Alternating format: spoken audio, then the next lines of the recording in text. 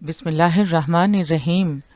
अल्लाह की ज़ात पाक का बहुत बहुत शुक्र है जिसकी इज़्ज़त और अज़मत के सदक़े में अच्छे और नेक काम पूरे होते हैं। अस्सलामु अलैकुम।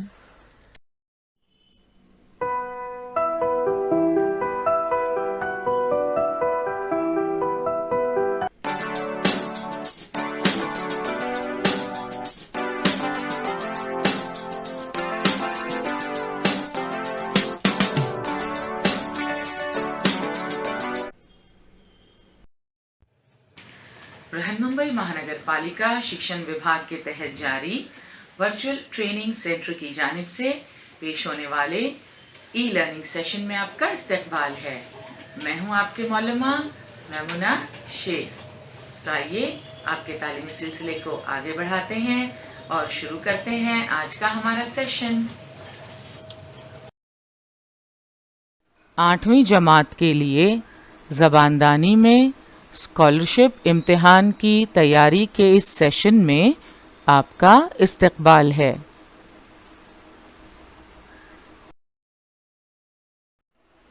आज के सेशन में हमारा मौजू है जुज़ नंबर 1 तफ़हीम का ज़ैली जुज़ नज़्म। नज़्म और उस पर मबनी सवालात। आज के सेशन में हम चंद नज़मों का मुताला करेंगे, ख़ास तौर पर वो नज़में जो गुज़िश्ता स्कॉलरशिप इम्तिहान के पर्चों में शामिल की गई थीं। हम उन नज़मों का बग़ौर मुताला करेंगे और उन पर मबनी सवालात के जवाबात देने की मश्क करेंगे। आगे बढ़ने से पहले हम अपनी साबका मालूमात को ताज़ा कर लेते हैं। पिछले सेशन में हमने नज़्म का मफ़हूम समझने की कोशिश की। आइए उसका इआदा करते हैं। नज़्म शायरी की एक सिन्फ है। छोटी जमातों से लेकर आज तक आपने मुख्तलिफ मौज़ूआत पर मुख्तलिफ नज़में पढ़ी हैं। कुछ नज़में तो आपको याद भी होंगी। आखिर नज़्म कहते किसे हैं? नज़्म के क्या मानी हैं? कोई भी लफ्ज़ मुख्तलिफ मानों में इस्तेमाल होता है। एक तो होते हैं उस लफ्ज़ के लुग़वी मानी यानी असल मानी। लुग़वी का मतलब है लुग़त से मंसूब। तो किसी भी लफ्ज़ के लुग़वी मानी होते हैं और आम ज़ुबान में उसका इस्तेमाल कुछ मुख्तलिफ हो सकता है। तो आइए देखते हैं सबसे पहले कि नज़्म के लुग़वी मानी क्या हैं। नज़्म के लुग़वी मानी मोती पिरोने के हैं। तो नज़्म के असल मानी है मोती पिरोना। तो इस्तिलाह आम में किसी चीज़ की तंजीम, आराइश या तरतीब देने को नज़्म कहते हैं।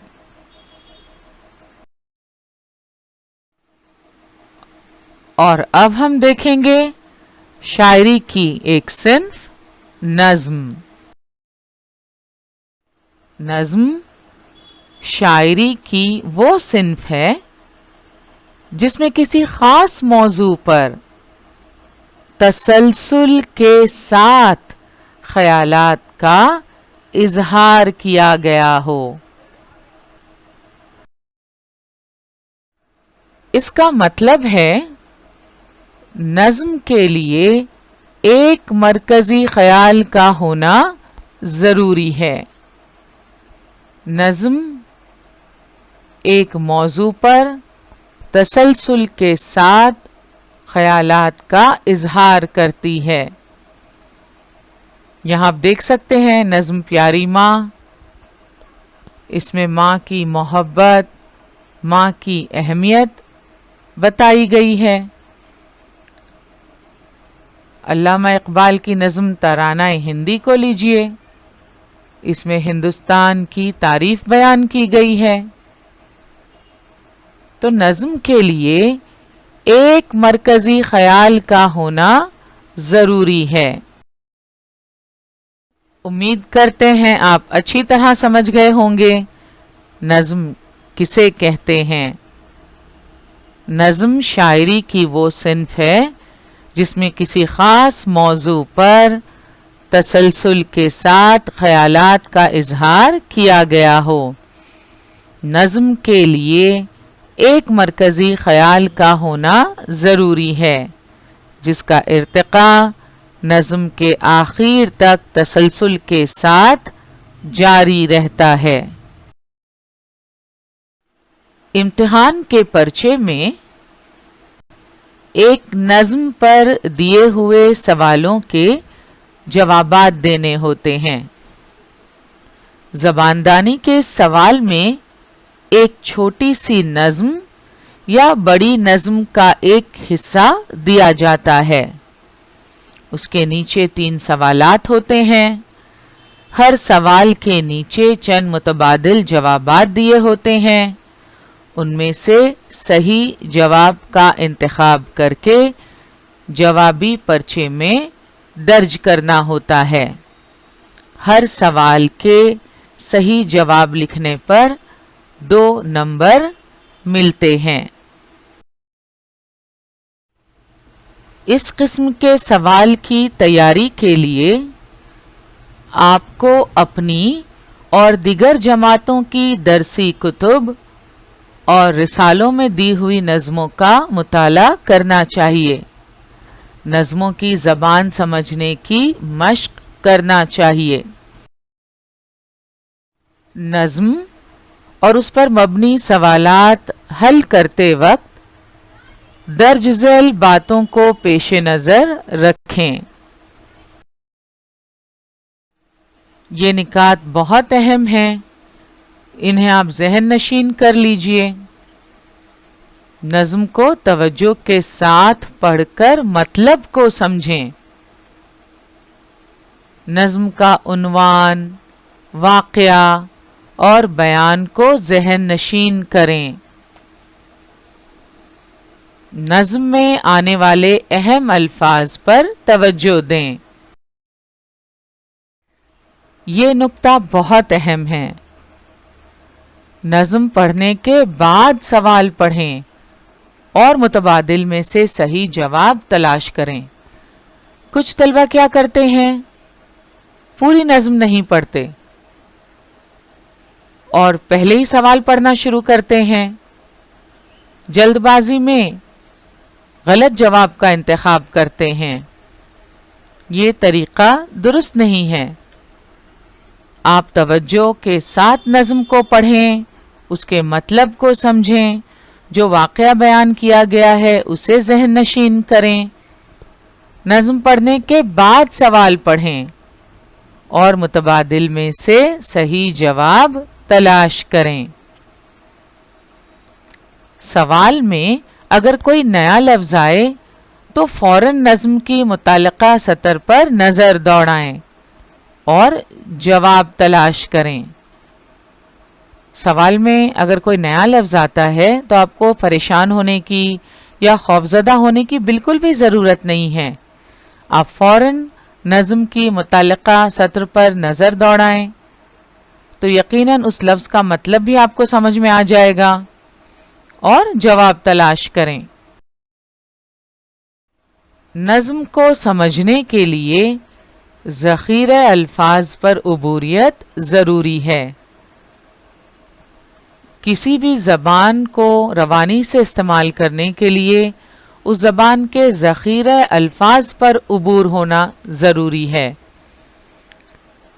ذخیرہ الفاظ یعنی الفاظ کا ذخیرہ، ووکیبلری، تاکہ مختلف خیالات اور جذبات کی عکاسی کے لیے آپ صحیح لفظ کا استعمال کر سکیں۔ یہاں نظم کو سمجھنے کے لیے بھی ذخیرہ الفاظ پر عبوریت ضروری ہے کہ شاعر آخر نظم میں کیا کہنا چاہتے ہیں۔ تو ضروری ہے کہ آپ اپنے ذخیرہ الفاظ میں اضافہ کریں۔ اگر متبادل جوابات میں سے پہلا ہی جواب صحیح معلوم ہوتا ہو تو اسے لکھنے میں جلدی نہ کریں۔ تمام متبادلات پر غور کریں اور صحیح متبادل نمبر والے دائرے کو رنگ دیجیے۔ نظم پر کم از کم 3 سوالات پوچھے جاتے ہیں۔ جس طرح ہم نے دیکھا اقتباس پر 3 سوالات پوچھے جاتے ہیں، اسی طرح نظم پر کم از کم 3 سوالات پوچھے جاتے ہیں۔ مبنی سوالات کے جوابات دینے کی مشق کے سلسلے کو آگے بڑھاتے ہیں۔ نظم نمبر 2۔ فروری 2020 میں پری سیکنڈری اسکالرشپ کے امتحان میں شامل نظم کا ہم مطالعہ کریں گے۔ یہ ہے فروری سن 2020 کا سوالی پرچہ۔ اس میں سوال نمبر 1 تا 3 کے لیے اقتباس دیا ہوا ہے۔ اس کی مشق ہم کر چکے ہیں۔ سوال نمبر 4 تا 6 کے لیے یہ نظم دی ہوئی ہے۔ نظم اور اس پر مبنی 3 سوالات۔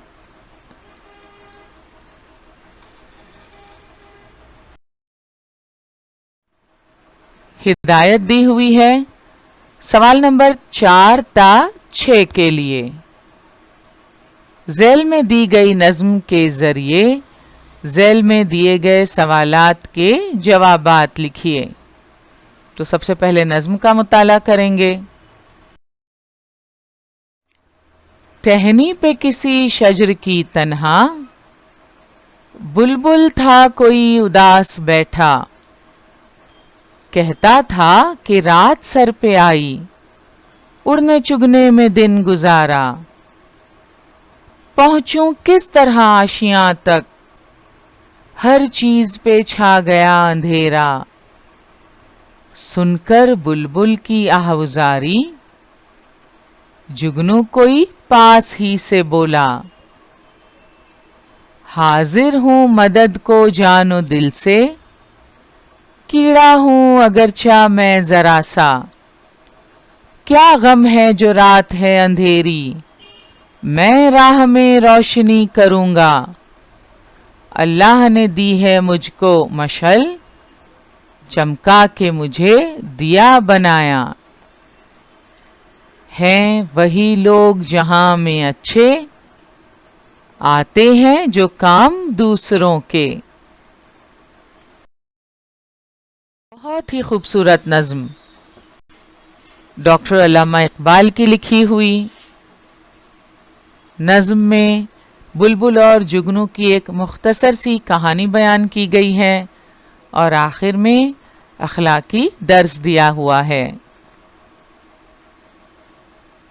سب سے پہلے چند الفاظ کے معنی سمجھیں گے اور پھر اس کے بعد نظم کو سمجھ کر اس پر مبنی سوالات کے جوابات دیں گے۔ شجر یعنی درخت، آشیاں گھونسلہ، آہوزاری کرنا یعنی رونا دھونا،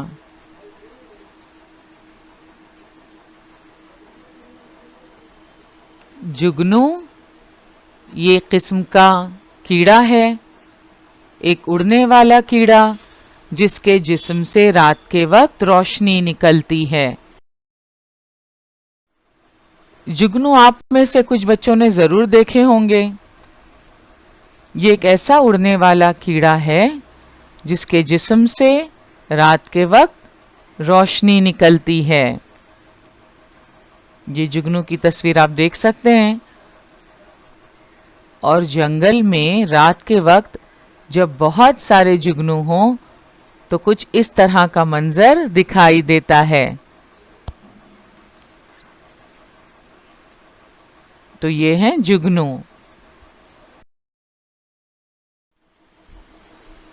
مشعل کے معنی لغت میں ملتے ہیں چراغ داں یا بہت موٹی بتی۔ تو مشعل آپ نے دیکھی ہے، یہ ہے مشعل۔ علامہ اقبال کی اس نظم میں بلبل اور جگنو کی اس مختصر کہانی کے ذریعے ایک بہت اہم اخلاقی درس دیا گیا ہے۔ ٹہنی پہ کسی شجر کی تنہا، بلبل تھا کوئی اداس بیٹھا۔ ایک درخت کی ٹہنی پر کوئی بلبل تنہا اداس بیٹھا تھا۔ بلبل کیوں اداس بیٹھا تھا؟ کہتا تھا کہ رات سر پہ آئی، اڑنے چگنے میں دن گزارا۔ پہنچوں کس طرح آشیاں تک، ہر چیز پہ چھا گیا اندھیرا۔ کافی رات ہو چکی تھی، چاروں طرف اندھیرا چھا گیا تھا۔ بلبل نے سارا دن اڑنے چگنے میں گزارا اور اب اس سے یہ فکر لاحق ہو گئی تھی کہ میں اپنے آشیاں تک کس طرح پہنچوں گا۔ سن کر بلبل کی آہوزاری، جگنو کوئی پاس ہی سے بولا۔ بلبل کا یہ رونا دھونا آہوزاری سن کر پاس ہی سے کوئی جگنو بولا، حاضر ہوں مدد کو جان و دل سے، کیڑا ہوں اگرچہ میں ذرا سا۔ میں دل و جان سے تمہاری مدد کو حاضر ہوں، اگرچہ میں ایک چھوٹا سا کیڑا ہوں، مگر میں پھر بھی تمہاری مدد کروں گا۔ کس نے کہا یہ؟ جگنو نے۔ کیا غم ہے جو رات ہے اندھیری، میں راہ میں روشنی کروں گا۔ اب آپ جانتے ہیں جگنو ایک ایسا اڑنے والا کیڑا جسے قدرت نے رات کے وقت چمکنے کی خوبی عطا کی ہے۔ تو جگنو نے کہا رات اندھیری ہے مگر فکر کی کوئی بات نہیں، میں تمہاری راہ میں روشنی کروں گا اور تمہارے آشیاں تک پہنچاؤں گا۔ اللہ نے دی ہے مجھ کو مشعل، چمکا کے مجھے دیا بنایا۔ تو اللہ نے مجھے یہ خوبی دی ہے، یہ روشنی مجھے اللہ کی عطا کردہ ہے، جس نے چمکا کے مجھے دیا بنا دیا ہے۔ جس طرح دیا روشنی دیتا ہے، اندھیرے میں لوگوں کو راستہ بتاتا ہے، اسی طرح میں بھی تمہاری راہ میں روشنی کروں گا۔ ہیں لوگ وہی جہاں میں اچھے، آتے ہیں جو کام دوسروں کے۔ یہ اخلاقی درس اس نظم میں موجود ہے کہ دنیا میں وہی لوگ اچھے ہیں جو دوسروں کے کام آتے ہیں۔ جس طرح جگنو کو اللہ نے جو خوبی دی، اس سے وہ دوسروں کو فائدہ پہنچانے کے بارے میں سوچ رہا ہے، اسی طرح اللہ تعالیٰ نے آپ کو جو خوبیاں جو صلاحیتیں عطا کی ہیں، اس سے آپ کو دوسروں کی زندگی میں اجالا کرنا ہے، دوسروں کی زندگی آسان بنانی ہے، لوگوں کی دشواریاں، مشکلیں اور پریشانیاں حتی الامکان دور کرنے کی کوشش کرنی ہے۔ ہیں لوگ وہی جہاں میں اچھے، آتے ہیں جو کام دوسروں کے۔ تو یہ ہے مشعل، اندھیرے میں روشنی کے لیے استعمال ہوتی ہے۔ موجودہ زمانے میں بیٹری سے چلنے والے ٹارچ موجود ہیں، مگر دیہاتوں میں اب بھی مشعل کا استعمال کیا جاتا ہے۔ سوال نمبر 4 ہدایت میں ہم پڑھ چکے ہیں۔ سوال نمبر 4 تا سوال نمبر 6 اس نظم پر مبنی سوالات ہیں۔ سوال نمبر 4 ہے، اس نظم میں بلبل اداس کیوں ہے؟ मुतबादिल हैं। नंबर 1 घर ना पहुंचने की वजह से, नंबर 2 रात हो जाने की वजह से, नंबर 3 दिन भर उड़ने की वजह से, या नंबर 4 थकान की वजह से। नज़्म में इस सवाल का जवाब तलाश करते हैं। कहता था कि रात सर पे आई, उड़ने चुगने में दिन गुजारा। तो बुलबुल दरख्त की टहनी पर उदास बैठा था और क्या कहता था कि रात सर पे आई। तो इस सवाल का जवाब क्या है? रात हो जाने की वजह से। इस नज़्म में बुलबुल उदास क्यों है? सही जवाब मुतबादिल नंबर 2, रात हो जाने की वजह से। लिहाजा जवाबी पर्चे में 2 नंबर के दायरे पर साया करेंगे, नीले या काले रंग की स्याही से। सवाल नंबर 5, जुगनू की क्या सिफत होती है? मुतबादिल नंबर 1 अंधेरे में चमकने की, नंबर 2 दूसरों की मदद करने की, नंबर 3 रास्ता दिखाने की, या नंबर 4 हमदर्दी करने की। तो नज़्म में इसका जवाब मौजूद है। जुगनू बुलबुल से कहता है, अल्लाह ने दी है मुझको मशल, चमका के मुझे दिया बनाया। तो इसका मतलब जुगनू की क्या सिफत होती है? अंधेरे में चमकने की। मुतबादिल नंबर 1 सही जवाब है। लिहाजा हम जवाबी पर्चे में 1 नंबर के दायरे पर साया करेंगे। सवाल नंबर 6, नज़्म में अच्छे लोगों की क्या खूबी बयान की गई है? मुतबादिल नंबर 1 दूसरों के लिए रोशनी पैदा करना, मुतबादिल नंबर 2 दूसरों की उदासी दूर करना, नंबर 3 दूसरों को घर पहुंचाना, या नंबर 4 दूसरों के काम आना। तो इसका जवाब तो आप जानते हैं। नज़्म में आखिरी शेर देखिए, हैं वही लोग जहां में अच्छे, आते हैं जो काम दूसरों के। तो सवाल का जवाब हमें मिल गया। नज़्म में अच्छे लोगों की क्या खूबी बयान की गई है? दूसरों के काम आना। मुतबादिल नंबर 4। लिहाजा हम जवाबी पर्चे में 4 नंबर के दायरे पर साया करेंगे। मुताले के ज़रिए तख़य्युल और तसव्वुर वाज़ेह करना। नज़्म नंबर 3 और उस पर मबनी सवालात। अब हम फरवरी सन 2019 में ज़बानदानी के स्कॉलरशिप पर्चे में शामिल नज़्म का मुताला करेंगे और उस पर मबनी सवालात के जवाबात देंगे। फरवरी सन 2019 में स्कॉलरशिप के पर्चे में ज़बानदानी के इस हिस्से में आप देख सकते हैं नज़्म और नज़्म पर मुश्तमिल 3 सवालात।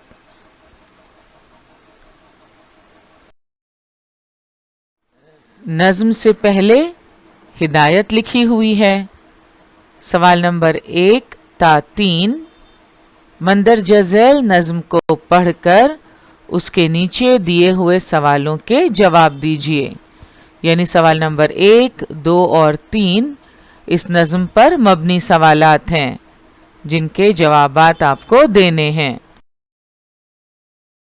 सबसे पहले हम नज़्म का बगौर मुताला करेंगे। जो चाहते हो कि तुम बावकार बन के रहो तो जिंदगी में किफ़ायत शार बन के रहो। दिया है रब ने तो तुम उसको खर्च करो, मगर बक़द्र ज़रूरत हो बेहिसाब ना हो। جہاں سے تنگ ہو چادر وہیں سمٹ جاؤ، بہت زیادہ نہ تم پیر اپنے پھیلاؤ۔ وہ چاہے تیل ہو، بجلی ہو، چاہے پانی ہو، نہ کوئی چیز ہو ضائع سمجھ کے صرف کرو۔ خدا نے صاف کہا ہے یہ بیچ قرآن کے، فضول خرچ جو ہیں بھائی ہیں وہ شیطان کے۔ جو شاہ خرچ تھے دنیا میں وہ ذلیل ہوئے، جو جانتے تھے کفایت وہ خود کفیل ہوئے۔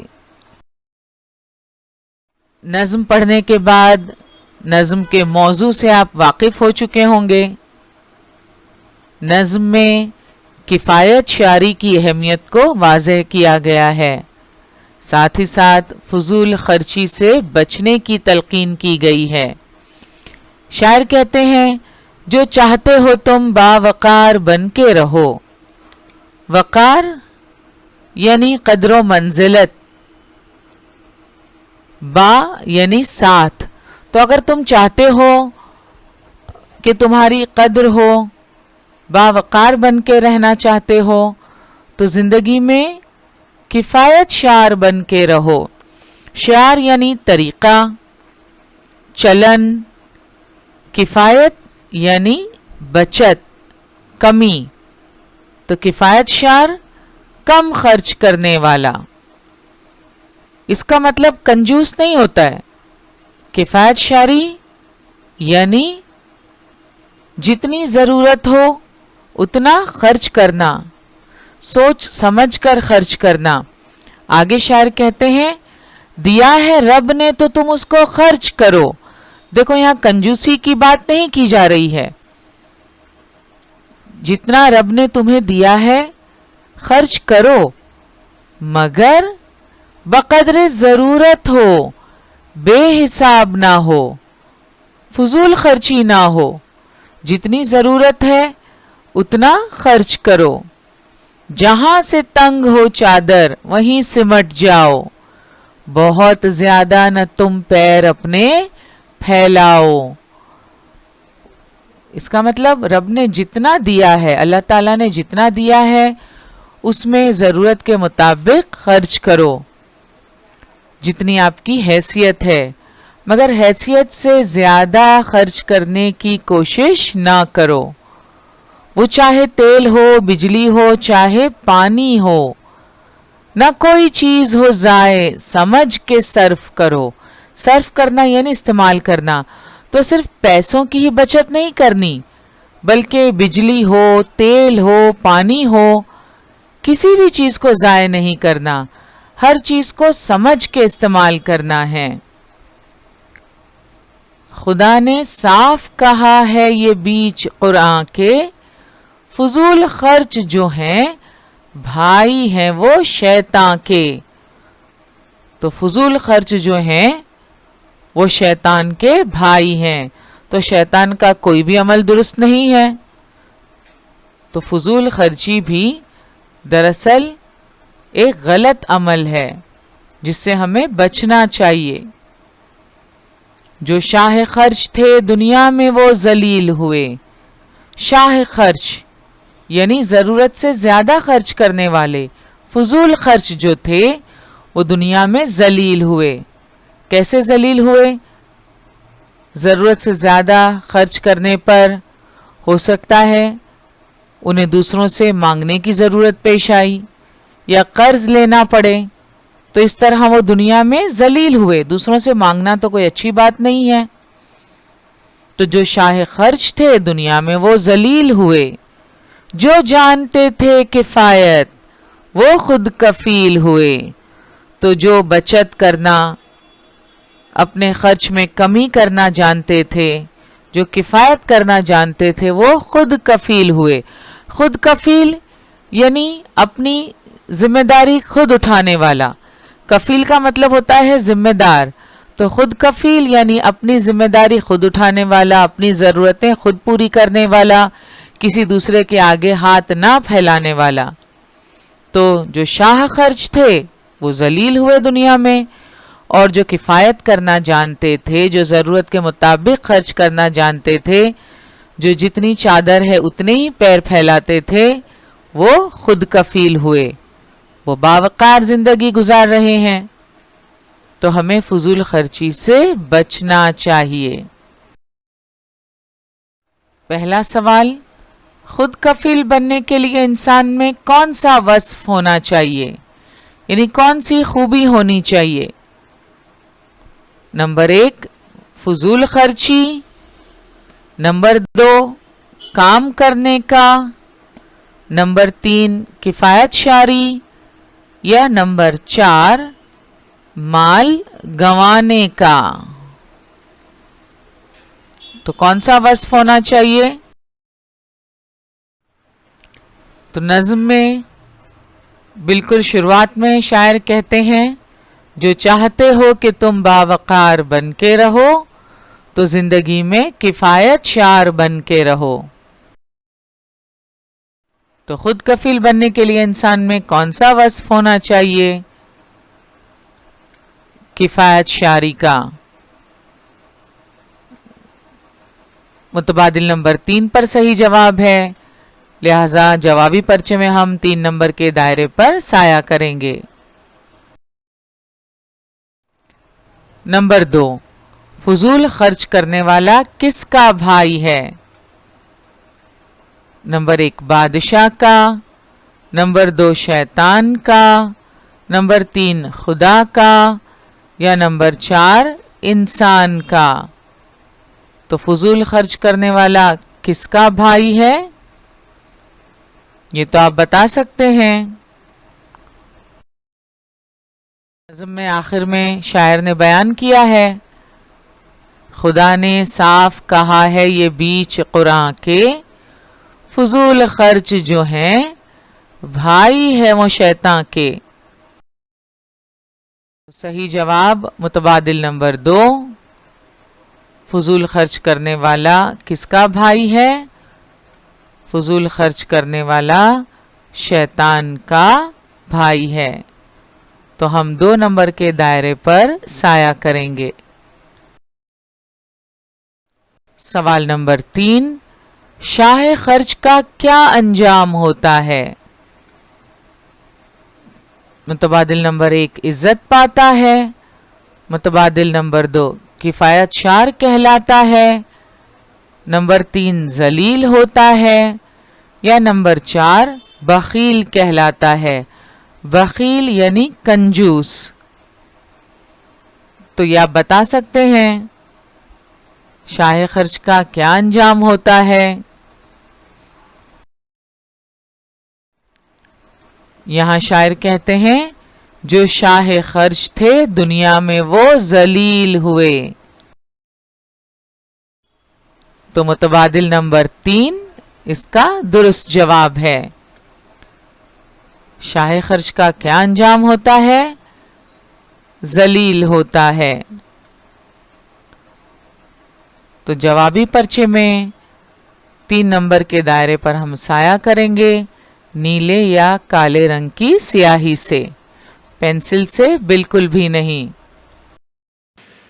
آج کا ہمارا سیشن یہیں مکمل ہوا، انشاءاللہ اگلے سیشن میں ضرور ملیں گے۔ السلام علیکم۔